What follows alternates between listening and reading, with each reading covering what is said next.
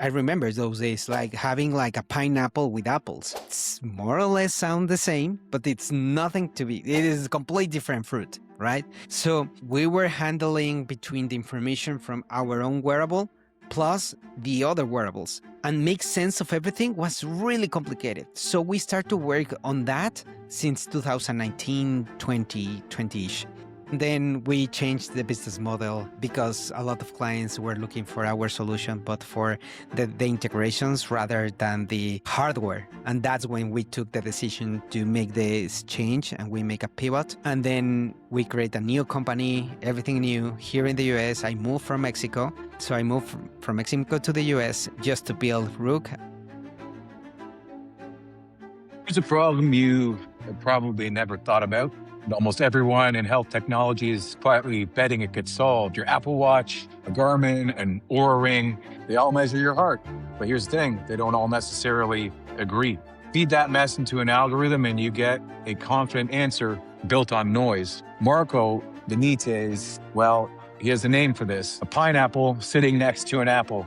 They look pretty close and pretty similar, but they're completely different fruit. Now, Marco is a biomedical engineer, taekwondo black belt, who co-founded Rook, the platform that gives one clean connection into more than 400 wearables. He started before the word digital twin was a tagline. Now, while the rest of the industry chased the insight, he went and built the unglamorous layer underneath it all. His thesis is pretty direct. Clean data is the real problem, and almost no one is solving it.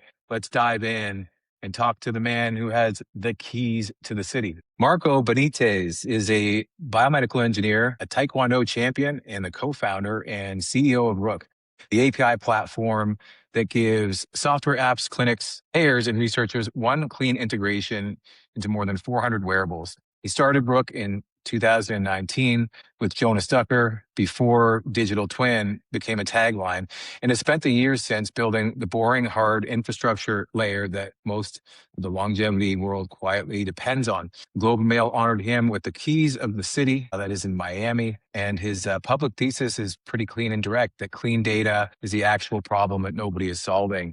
Marco, welcome to the DNA of Things, my friend. Thank you so much. Really, really excited to be here, Jeremy. So thank you for this opportunity. Wonderful, wonderful. Well, hey, we're going to dive into, I really want to dive into some of the technical aspects of the platform, because I know that you as a biomedical engineer are a wealth of knowledge. And, to the extent that we are afforded the time today, I'd love to get into the nooks and crannies of, how it is that you do what you do. But, obviously before that, I can't ignore the Taekwondo champion, the keys of the city.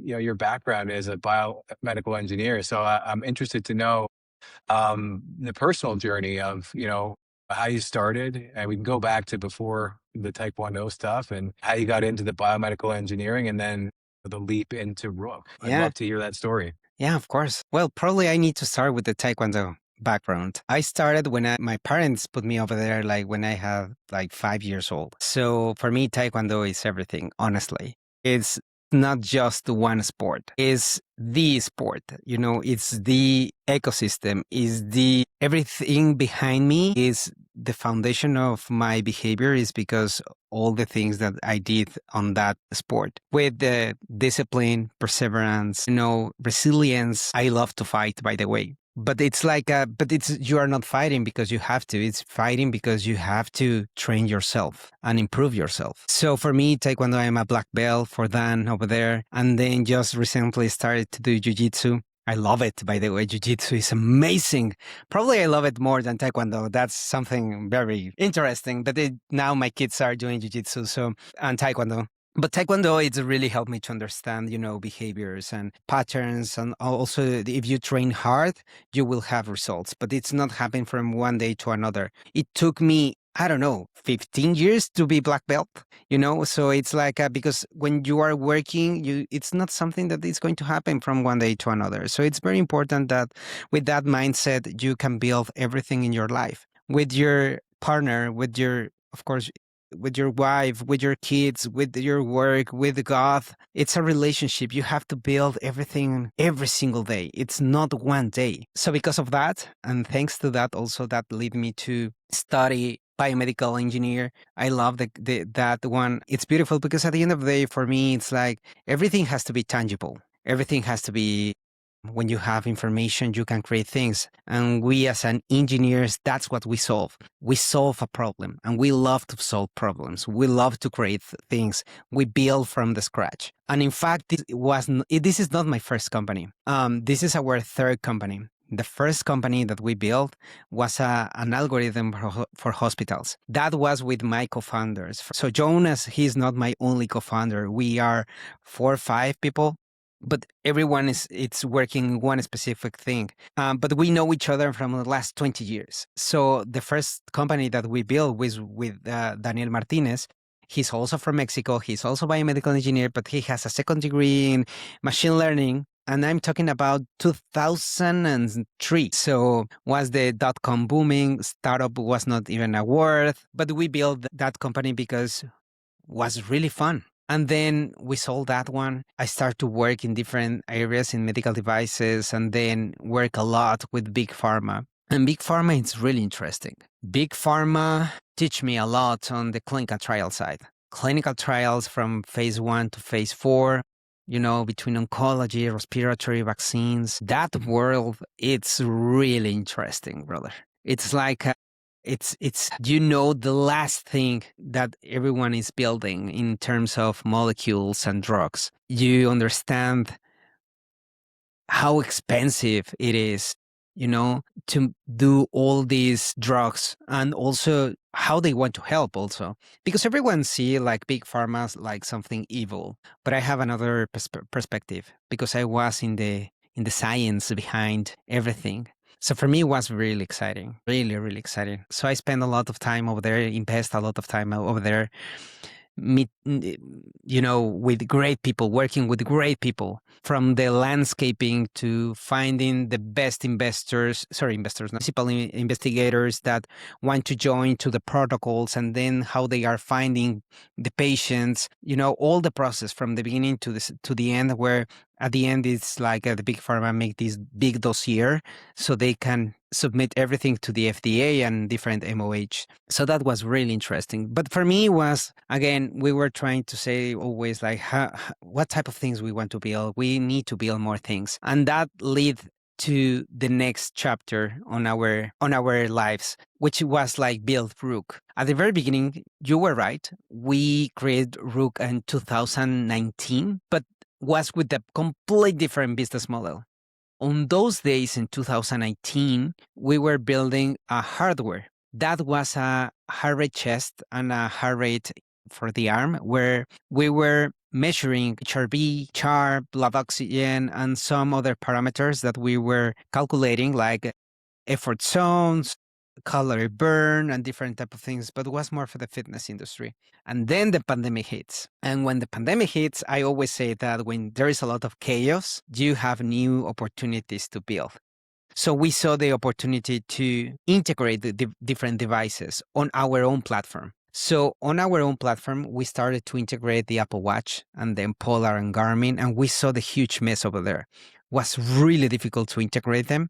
That was the point one. And the second was the data. The data was really difficult because at some point I remember those days, like having like a pineapple with apples. It's more or less sound the same, but it's nothing to be. It is a completely different fruit, right? So we were handling between the information from our own wearable plus the other wearables, and make sense of everything was really complicated. So we start to work on that since 2019, 20-ish.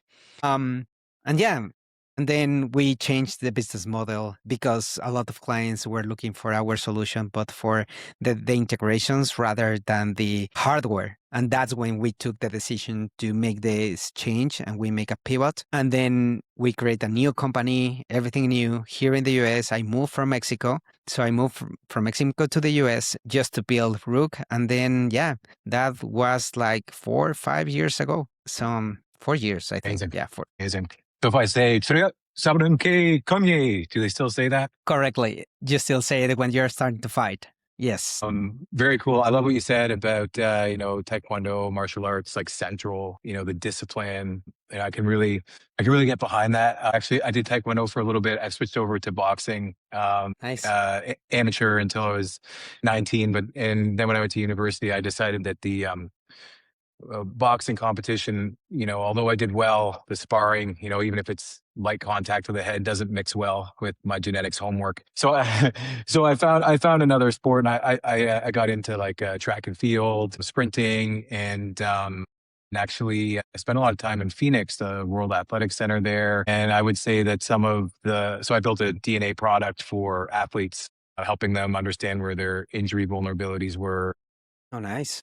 And I can say that, I've worked with people who have worked with your previous product. I think like Jim Kroll over at Hmm. OPEX or Stages. Yeah, yeah, yeah. So, Yeah, that's no, cool. no, Jim. Yeah, I know Jim very well. Oh, And yeah, he nice. has obviously nothing great but great things to say. So, yeah, really interesting to hear your perspective on pharma. Like certainly the importance for the data now, especially like I've seen this in the genetic space. We were talking about that ahead of the call, right? Is billions of dollars. The cost to take a single drug to market is, and that's amortized because of all the losses, because of all the drugs that fail, right? And so the value of defining like the coordinates up front of better targets, I think there's a really interesting moment in time that's happening. I know it was happening in the genomics era. Now you've got the phenomics era, phenotypic era. Like we were talking a little bit about the longevity space. I mean, there's like the Phenome Health people in the Buck Institute, like they're really big into, this kind of data in synergy with genetics and others. This move of hardware to software, fitness to health, really speaks to, again, something that I also observed in the industry with respect to DNA, right? Is everybody was building the same infrastructure over and over again, and it wasn't necessarily allowing them to do what they were really good at. Like, so for example, this is what I did when I was bringing my product to market. Is all I really wanted to do is I wanted to, because one of the things that I've observed is like you could have athletes with a really great engine, and this was actually validated and confirmed and actually defined by the athletes and coaches I work with. They have a great engine, but they may not have a good chassis. Like I'm one of those athletes, is I have a monster truck engine, but I have a Chevette chassis, so I'm always getting injured, right? And there's genetic signals and predictors of that, and so if you know that up front, um, you adjust the training program per athlete. And, the great thing about the wearable on top is you get a real-time signal of things like, resting heart rate or HRV or things like training load, all of those things into this beautiful picture of the quote unquote digital twin that you were talking about. But Right. that amazing problem, again, the infrastructure layer, like I spent $2 million in 18 months on something that like I needed, but it wasn't the product. Like it wasn't the insight that I was selling. And it was the Hmm. thing that everybody was building over and over again. This is what I was telling you about Mike Polcari, that I had him on the show. I think it was episode 100 recently. And he's talking about this like solving for this problem. And so when I hear you speak to the switch from the hardware to the software, solving that infrastructure at scale so that more people can get to the insights on the other side, I have a deep appreciation for the standardization component, right? Like, so Right. analogy is to like the bioinformatics platform. How do you go from, it used to be just PCR data, now it's microarray, then microarray data, now whole genome sequencing data. There's a whole layering of bioinformatics cleaning that you have to do on top of that. And it never occurred to me to really think about that. And although it's obvious now that I hear you say it, that the different wearables, because they're different sensors, they're going to be delivering numbers that are, trained to the models that each of those organizations build, but you've got to find some universal signal from those zeros and ones and calibrate that. I think that's what you're saying, that is what you do. And I think that comes back to the essence of, I think thematically what we're talking about is getting to the clean data is really, the holy grail here. Otherwise it's garbage in, garbage out. What has that journey been like? I mean, when you first discovered that, because that's some really pioneering work, because let me just say one more thing about when I was bringing the DNA to the athletes. This was back in 2015. So it was when wearables were just starting to come on the scene, right? So we were using things like the Hooper McKinnon surveys, self-reporting, right? And Right. those wellness scores are often done in parallel with the digital metrics. But it was the same kind of thing. Is like, how do you even, so with the athlete is self-reporting on the Hooper McKinnon, you would have to standardize the athlete scores against themselves, right? And then against everybody else, because people would have biases on reporting, right? So anyway, I'm really excited to hear how you Yeah. discovered that problem. Like, what was that aha moment? And then I know a lot of this is proprietary, but if you could say, from a methodological point of view, how did you get to a point now where we can confidently say, yes, this is the single source of truth? Doesn't matter if it's Polar, Garmin, Apple, Fitbit, whatever. That's a very good one. How can I start? Well, basically, data, as you said before, it's power. It's the new.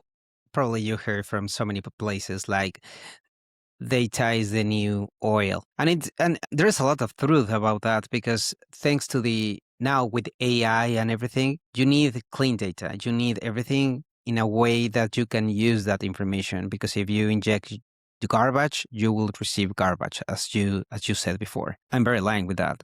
So on our case, we were building things since the beginning with data. We are talking about early 2000s. And we know on the college, our professors always said that if you want to have clean, X-ray or whatever, you need clean information. You need to extract everything really clean. Hardware has to be really, you know, accurate how they are measuring everything. So since the beginning, we knew that information has to be really clean because our main goal always has been become a data science company.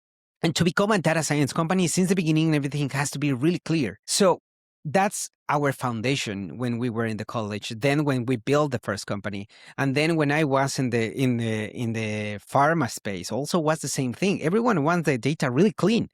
That's why during the clinical trials, there's a lot of queries, there's a lot of people involved. There are CRAs, investigators, so many people. It's a lot of people involved in a clinical trial.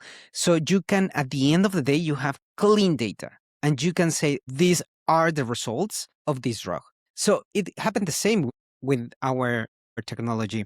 Since the beginning, also when we had before this wearable, which let me show you because I have it here just yeah, it's something that it's in my heart.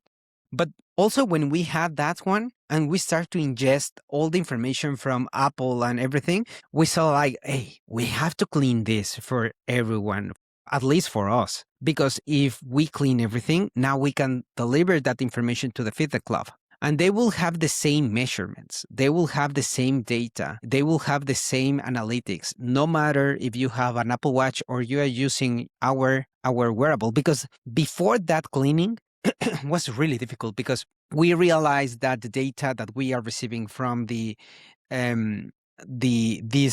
type of wearable, which is only measuring the HRV and the HR, was a little bit different than the Apple Watch and was like very confusing between all the analytics that we were handling on those days. So that's why we clean everything. And then when we start to ingest everything, that's when we saw the huge mess and the mess and everything. But then the first client that we had was an insurance company. The insurance company, they were willing to use that information to make engagement, and they have like personify health and all of these type of things. They are building this corporate wellness space, and also they are trying to make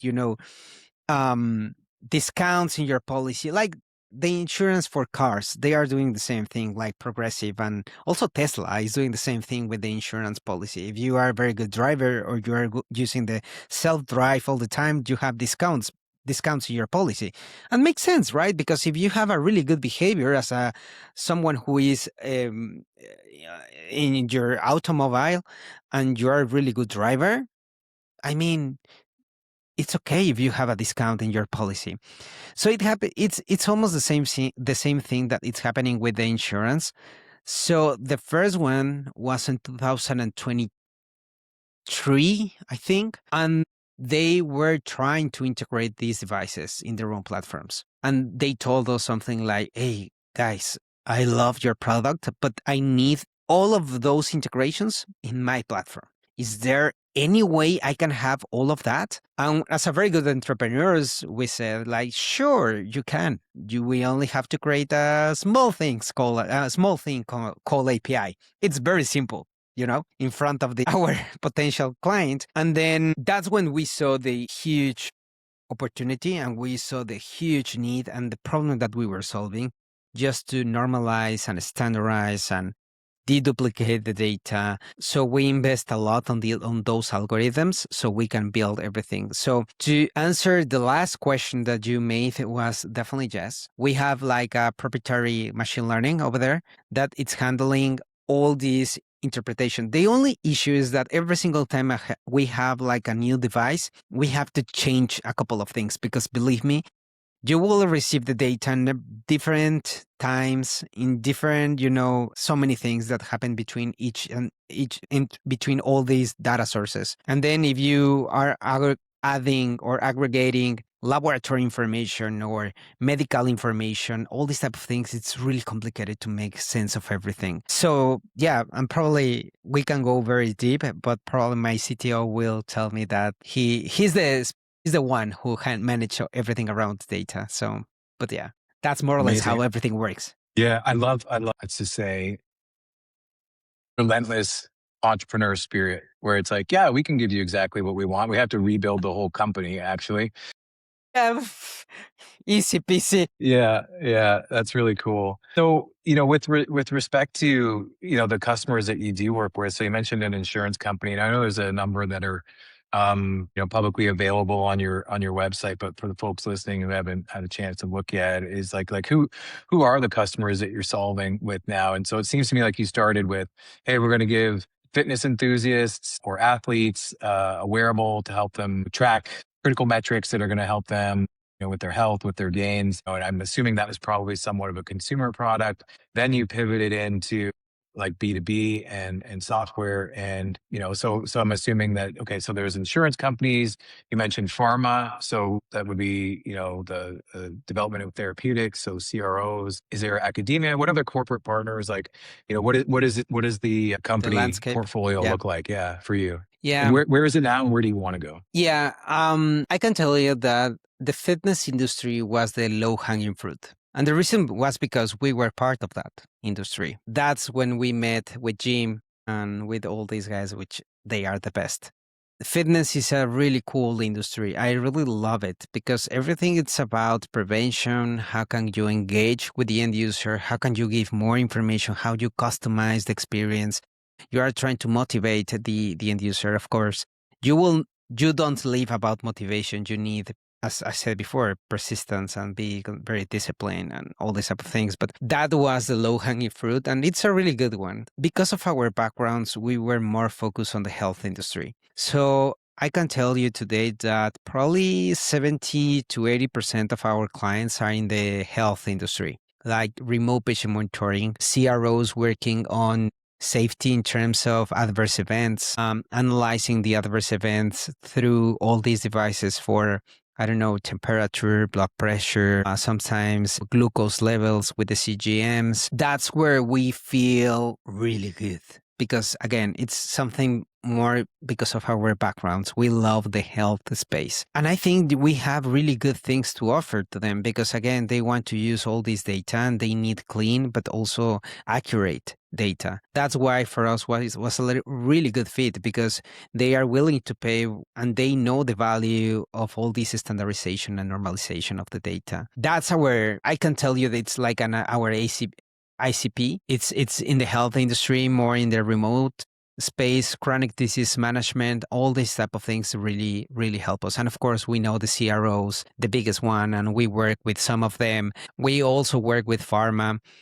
We have some confidential agreements, and I cannot tell exactly everyone, but also we work with 15, 14 companies. They are using for so many cool things, cool things. They have laboratories, big laboratories. We work also. Yeah, it's crazy how they are using. Again, I know how Not how, but I know some of them are doing amazing things, trying to change, some nutrition supplements or a lot of peptides. And that's something really interesting with peptides, because peptides, it's something we know. It's really interesting, the peptides, and you can do so many things with those, but there's some um trials over there, but not long-term trials. That's the issue with the peptides. You need long-term real world evidence over there so you can really showcase what's happening. And also, maybe you don't know the future oncology problems, you never know. So that type of things are really important.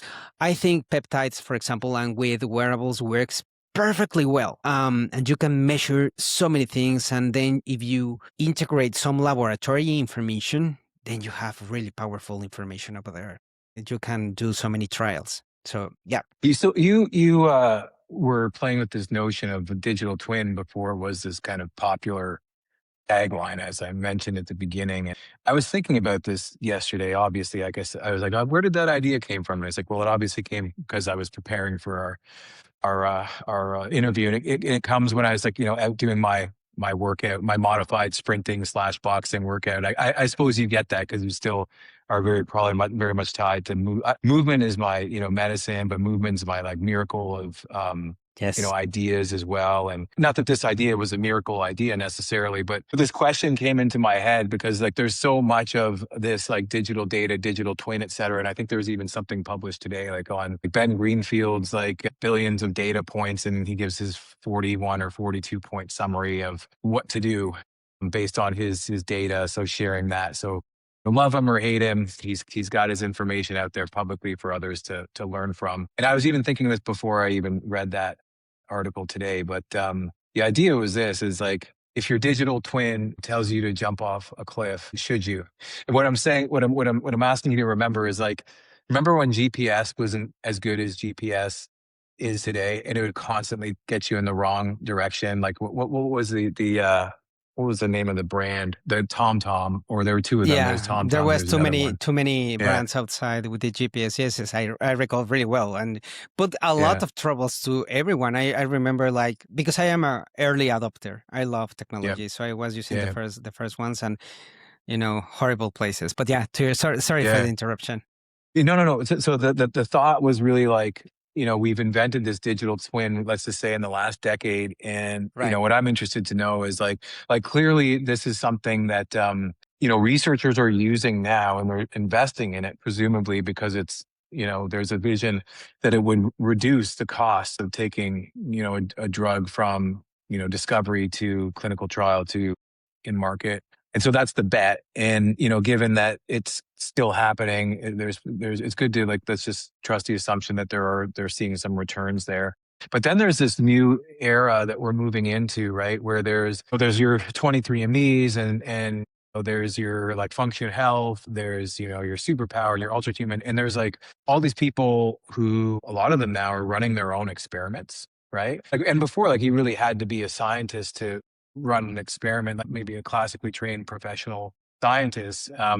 But now even the methodologies are available to kind of get you up to speed and teach you like through AI, like here's how to run a good experiment. And now everybody's got the data at their fingertips. And we already know that we've like seen results from studies that say Aura has run that relate to fertility or COVID medication for 23andMe. I think actually recently 23andMe might have done a GLP-1 study. But what's really interesting is that like these research studies are happening like even in market and not necessarily as part of a clinical trial per se, but it's almost like the basic research or the primary research that is say traditionally done in academic institutions is now really happening out in the general population. Now it's still a little bit of the Wild West, right? Because it's not subject to the constraints of like say the peer review process, which obviously has its own shortcomings. But the point is more people are, not only is there more data, but more people are doing experiments and more people are empowered to be doing their experiments. I mean, the number of studies that I've seen of like people creating, the one I read recently about somebody creating a cancer vaccine for themselves. And presumably curing themselves. But obviously it's an N of one, and there isn't the long-term study with that, and that would never go to market. The point is, there's a lot of power now in the hands of the consumer. And so the question that I'm getting to here is, okay, so today it's like, maybe don't trust everything your digital twin tells you. It's like kind of like Iron Man, right? When Jarvis is telling him, here's the best decision for you, maybe. And Iron Man reserves the right to be reckless, and he often is, and often that is happening on the frontier or fringe of discovery. So there's where the digital twin is today, which is, I think, interesting for the biohacker, Hmm. and then to the newbie, it's like kind of they learn enough to be dangerous and then might make wrong decisions based on data. I've actually seen a lot of athletes frustrated by things like, well, I don't want to know if my HRV is low and it's the day of the Stanley Cup final. It's like I don't. So anyway, you get what I'm saying. It's like there's this Right. mismatch between what the digital twin is telling us, what I should actually do, and then everything that's going to happen in between, so that prediction becomes more trustworthy, let's Accurate. say. Yeah. Yeah. So what I'm asking you is like, what does the next 10 years look like? Tell Man, me your Palantir, your crystal ball, which, yeah. my struggle is tomorrow. I mean, AI is growing. Yeah. My goodness. Yeah. It's Yeah. like we are jumping years and years every single day. And We that's are. crazy. Yeah. It's crazy. It's AI. I love AI, by the way. I think it's a really good stuff. But then if you have I think we are early in the digital twin. Yeah. But early, I don't know how to explain now early, because maybe today we are early, but tomorrow maybe are mature. That's the problem right now. It's like, I don't know, 10 years, man, maybe we are going to be flying. I don't know. Maybe we can, I don't know what's going to happen. It's like, let me tell you something, because you just said at the very beginning, well, not the very beginning, but when you start with the twin and digital twin, about if you jump this trust, right? About the information that you have as a digital twin to take XYZ medication, or that you will have whatever. It's happening with the cars today. Not sure. Mm. Tesla. Hmm. Yeah. Tesla, the self-drive, my goodness, it's amazing. They solved the 95% of everything. The last 5%, it's because something weird's happening, or maybe the parking lot, it's like something weird over there, whatever. They have some issues, but it's like 5%. What I'm trying to say here is, like, I trust my car now. I can be like this, eating, or maybe in a call, maybe it's hearing a podcast, maybe just whatever. I can do so many things, and I'm not driving. So eventually the digital twin is going to happen the same thing. At the very beginning, maybe for research, but at the same time, research is it's alive, it's real world. So we are trying to do ourselves the same thing. It's like I can take like a laboratory test right now with 90 elements. I can see where I am good and which one it's really bad. And then I can put everything on ChatGPT, and probably they will tell me something, or a cloth, whatever. And then I can go with a doctor and confirm everything, and they take something for that. So, I mean, we are in a moment where we can start make decisions with the information, because before was I need to go to the doctor first. Maybe he will, with his experience or her experience, probably I will take XYZ medications, or maybe I can take XYZ laboratories, but that's only with the expertise that that doctor have. What happened when you are combining all the doctors in the world in your phone? It's a complete different shit right now. Crazy, crazy. Everything is now it's bananas. It's like that's why I'm trying to bring the car situation with this AI self-driving. It's like you're trusting the car. Probably not everyone is going to trust it, but eventually it's going to happen. Eventually, my kids, probably they are not going to know how to drive a car. Why they need to learn how to drive a car? And I'm saying one of them has this year 10 and the other one has 7. In 10 years from now, all the cars, probably not all, not in all the world, but at least here in the US, probably almost likely everyone will have or have someone who has a car that drive alone. In 10 years, my goodness, it's going to be a completely different thing. So I don't know. I think that again, we are early in the digital twin situation, in the digital twin. But again, early, probably tomorrow is going to be a different situation. So if I hear this podcast next year, probably it's a completely different thing. Probably we are so good in that area. So who knows? But the future looks really amazing, at least for me. Yeah. Well, I think that's the better question, right? Is um, how are our children going to benefit from this? Yeah. That's Well, the because bet. yeah, well, the better question I would say, like, because that's what I think about. It's like, I have my whole genome, right? And I learned a lot of things, like just being an athlete. I learned a lot of things from trial and error, and in some cases, the consequences of the error were outsized to what I was betting. And so, in the past, you look at your family history and it's like, you have a family history of cancer, you have a family history of heart Right. disease, whatever. But it's like, okay, is that a family history? Was that occurrence because of the environment, because of the behavior, because of the genetics? All three of them in some way, right? There's a Mhm. recent study published in Science, a readjustment, recalibration of the influence of genetics, which is now back up to 50% once you remove all of the, kind of environmental forces, car accidents, et cetera. So in my family, for example, it's like, okay, well, I know things about my whole genome that, like, I mean, I'm using just by fluke because I happened to study this. Like when I went in, I had a surgery and my anesthesiologist said, hey, do you have any drug allergies? And I have had a few surgeries now. So I've got a running joke that I would tell, which is like, I don't know. I haven't tried all of them.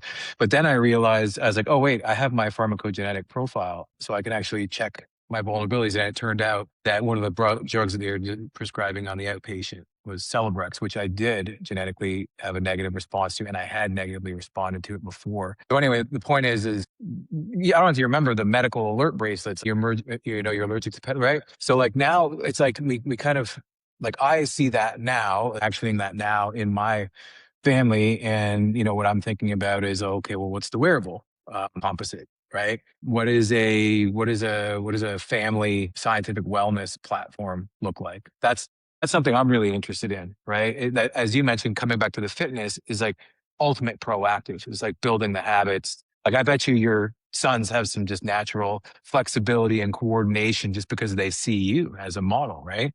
So Right. yeah, like they get a I twin at a much younger age. Yeah, I mean, yeah, I agree with you. Yeah, I mean, they will benefit with all this technology and, of course, the digital twin. You can do so many things, and you will have as you said before, it's not only your previous story of your family, it's also the new one that you are building because of the ecosystem, because the food that you are Yeah. taking, Yeah. because the type of life that you have, the lifestyle, it's really important.